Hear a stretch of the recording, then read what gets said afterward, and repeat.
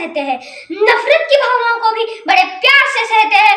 मोहब्बत की इस मिट्टी को हिंदुस्तान कहते हैं, हिंदुस्तान कहते हैं।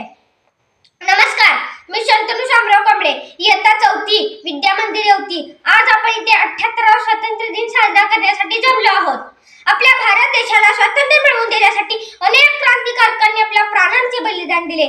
त्यांपैकीच एक भगतसिंग यांची मी तुम्हाला एक छोटीशी कथा सांगणार आहे। असं म्हणतात की मुलाचे पाय पाळण्यात दिसतात। त्यावेळी भगतसिंग फक्त 8 वर्षाचे होते। ते आपल्या मित्रांबरोबर खेळते होते। खेळता खेळता त्यांचे लक्ष त्यांच्या काकांच्या हातातील बंदुकीकडे गेले। लहान मुलांना खेळण्यातील बंदुकीचे खूप आकर्षण असते, पण हे तसले आकर्षण नव्हते बरं का। हा एक संकेत होता।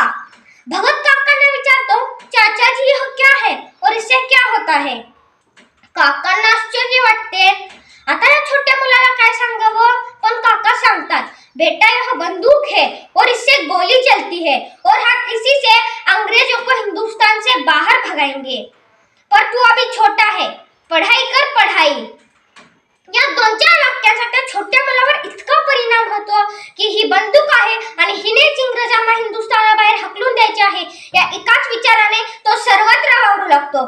एक दिवस भगत आपल्या काकांबरोबर शेतात गेला होता। त्यावेळी भगतचे काका आंब्याच्या झाडांची लागवड करत होते। भगत काकांना विचारतो, चाचा जी आप क्या कर रहे हैं? मग काका सांगतात, बेटा मैं आम के पेड़ लगा रहा हूँ, इनसे बहुत सारे आम आएंगे और वो सब हम बांट कर खाएंगे। हे ऐकताच भगत धापळत घराकडे जातो आणि काकांची बंदूक घेऊनच परत येतो आणि जागोजागी खड्डे खोदू लागतो। काकांना आश्चर्य वाटते की हा छोटासा मुलगा इतक्या उत्साहाने खड्डे का खोदत आहे। काका भगतला विचारतात, बेटा भगत यह तुम क्या कर रहे हो?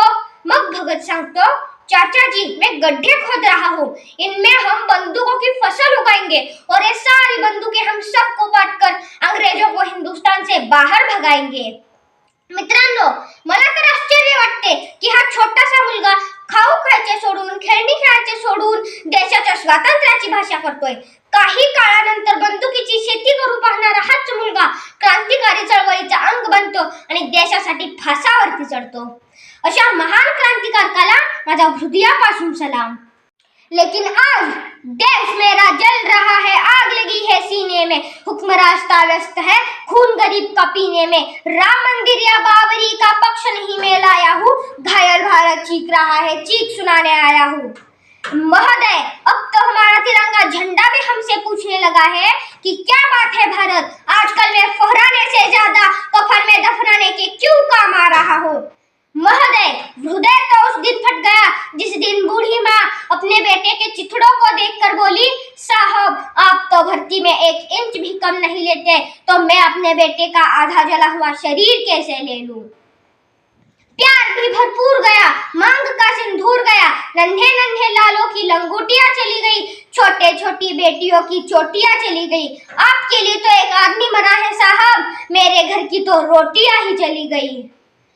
महोदय, एक उग्रवादी की बंदूक से निकलने वाली गोली को यह तय करना पड़े या ना पड़े कि वो किसे लगेगी, लेकिन हमारी राइफल से निकलने वाली हर गोली को यह तय करना ही पड़ता है कि वो किसी दोषी को लगे या ना लगे, लेकिन किसी निर्दोष को नहीं लगनी चाहिए।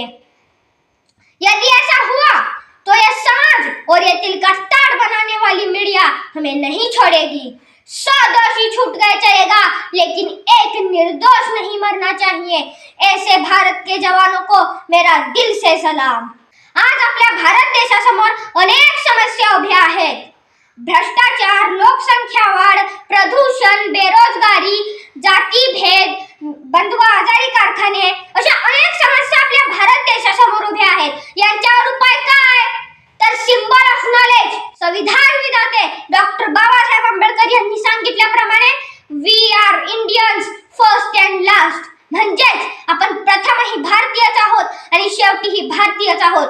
ही भावना प्रत्येकाने मनात निर्माण केली पाहिजे, तरच आपला भारत देश खऱ्या अर्थाने स्वतंत्र होईल। धन्यवाद। जय हिंद, जय भारत।